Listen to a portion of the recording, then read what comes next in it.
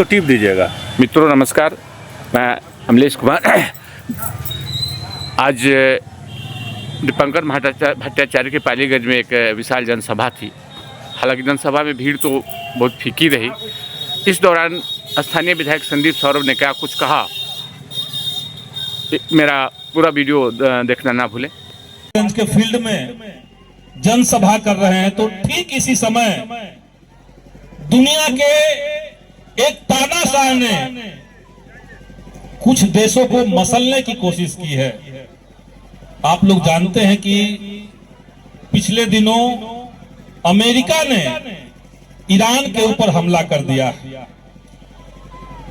इससे पहले हमने देखा कि किस तरीके से इजराइल और अमेरिका ने मिल करके फिलिस्तीन को खत्म कर देने की कोशिश की और फिलिस्तीन का एक छोटा सा शहर गजा, उसके ऊपर अनगिनत बम बरसाए गए। बम बरसाने वालों ने यह नहीं देखा के पक्ष में,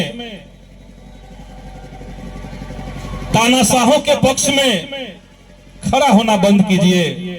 भारत की बहुत पुरानी नीति रही है, हमारी नीति रही है कि हम हमेशा से फिलिस्तीन के साथ खड़े रहे हैं। सरकारें तो आती जाती रही हैं। जब अटल बिहारी वाजपेयी इस देश के प्रधानमंत्री थे, वो भी भाजपा से थे, लेकिन उस समय भी देश फिलिस्तीन के साथ खड़ा था। यह है कि सोन बचाओ, सिंचाई बचाओ, जीवन बचाओ, ये तीनों बचाना पड़ेगा। खास करके सोन के किनारे का जो इलाका है, हम लोग देख रहे हैं कि कैसे सरकारों की मिली भगत से, जहां पे सरकार ने कहा कि 3 फीट तक बालू निकालना है, वहां 50-50 फीट तक बालू निकाला जा रहा है। और आप यकीन कीजिए, जिस रफ्तार से सोन का दोहन हो रहा है, वो समय दूर नहीं है जब सोन खत्म हो जाएगा। और एक नदी को खत्म होने का मतलब क्या है? अगर सोन खत्म हो गया तो जो नहरें हैं पालीगंज के भीतर, 9 नंबर नहर है, 10 नंबर नहर है, दुरवा लाइन है, ये तमाम नहर समाप्त हो जाएंगे। अगर सोन समाप्त हुआ तो उसके किनारे बसे जितने गांव हैं, उन गांवों की क्या दशा होगी, वहां पर मजदूरों की क्या दशा होगी, आप सोच सकते हैं। लेकिन जब से ये नई दूसरी बार जब भाजपा की सरकार गठबंधन में आया और हमारे उप मुख्यमंत्री विजय कुमार सिन्हा जी खनन मंत्री बने हैं, तब से हम देख रहे हैं कि सोन का जो दोहन है वो पहले से कई रफ्तार से, कई गुना ज्यादा सोन के अंदर खनन शुरू हो गया। तो हम लोग इस लड़ाई में ये मांग करते हैं कि सोन का दोहन बंद होना चाहिए।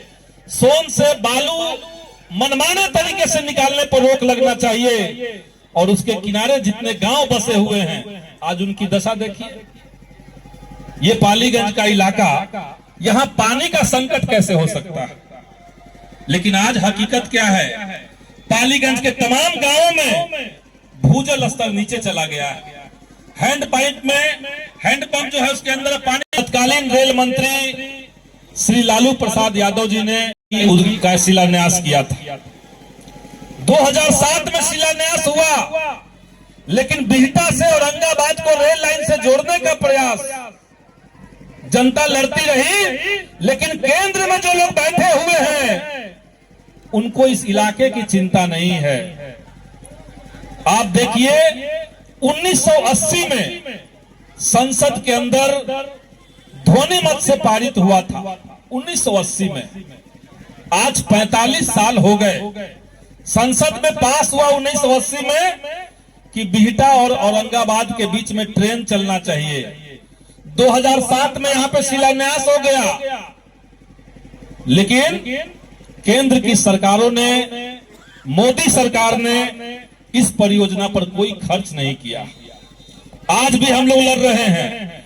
तो एक ऐसी सरकार जो न तो हमारी नदी को बचा पा रही है, न तो हमारे नौजवानों को रोजगार दे पा रही है, न तो शिक्षा व्यवस्था को दुरुस्त कर पा रही है, दिन और रात केवल जुमलेबाजी कर रही है, केवल हिंदू मुसलमान कर रही है। केवल नौजवानों को बरगला रही है, तो वैसी सरकार को हम लोग और कितना बर्दाश्त करेंगे। इसीलिए इस यात्रा में तय हुआ है कि सरकार बदलने का अभियान, चुनाव 4 महीना पहले हम देखें कि आज जितनी तेज रफ्तार में बारिश हुई, जितना हवा तेज चला, और इसके बावजूद अगर इतनी बड़ी संख्या में लोग यहाँ इकट्ठा हैं, तो ये इस बात का ऐलान है कि पालीगंज फिर से खड़ा होगा, पालीगंज लड़ेगा, और पालीगंज में लाल पताका, क्रांतिकारी झंडा, महागठबंधन एक बार फिर से आगे बढ़ेगा। बिहार में कोई रोजगार का इंतजाम नहीं कीजिए, तमाम बहालियों को रोक के रखिए, नौजवान क्या करेगा? अंत में जाकर के बाहर मजदूरी करेगा। तो बिहार ने लंबे समय तक इंतजार किया, अब और इंतजार संभव नहीं है। अब इस सरकार को जाना पड़ेगा।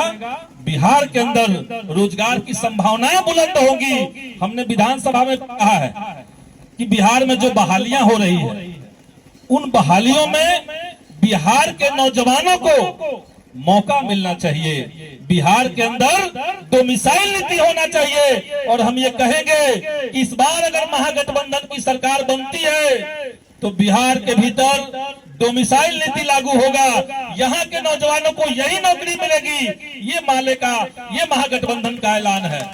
इसके साथ साथ पूर्व के वक्ता साथी ने भी कहा कि हम लोग महिलाओं का सम्मान, उनके श्रम का सम्मान करते हैं। महागठबंधन की बैठक हुई, तय हुआ कि हमारा घोषणा पत्र में ये बात रहेगा कि महागठबंधन की सरकार बनते ही बिहार के तमाम जो गरीब परिवार की महिलाएं हैं, सभी महिलाओं को हर महीने हम लोग 2500 रुपए महिला सम्मान योजना, माई बहन सम्मान योजना, उसका जो नाम सोच ले, ये हम लोग करेंगे। पेंशन जो अभी बढ़ा हुआ है, इसको और बढ़ाया जाएगा। सरकारों के पास पैसे की कमी नहीं होती, मनसा की कमी होती है। पैसा खर्च गरीबों के लिए करना है कि अमीरों के लिए खर्च करना है, ये सोचने में कमी हो जाती है।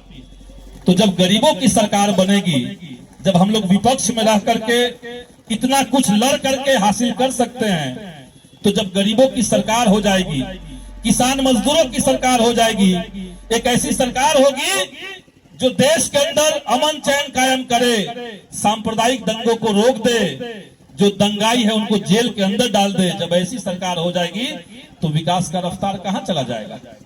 तो इसीलिए साथियों, मुद्दे बहुत सारे हैं, वक्ता काफी हैं। मैं इतना ही बात कह करके कि ये जो यात्रा है, इस यात्रा का मकसद बिहार में जनता के पक्ष में बदलाव करना है।